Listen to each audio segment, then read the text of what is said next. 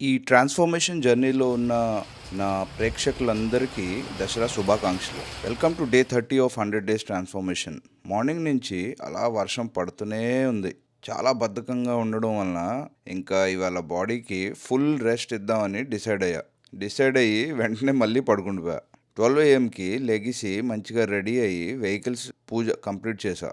పూజ complete చేసి first meal తీసుకున్నా 1 PMకి. 4 PMకి నా సెకండ్ మీల్ తీసుకొని ఈవినింగ్ 5 PMకి కాళీ టెంపుల్కి వెళ్ళా. ఫుల్ ట్రాఫిక్ దాటి కార్ పార్క్ చేసి స్టేషన్ రోడ్లో ఉన్న 3 పెండాలు విజిట్ చేశా.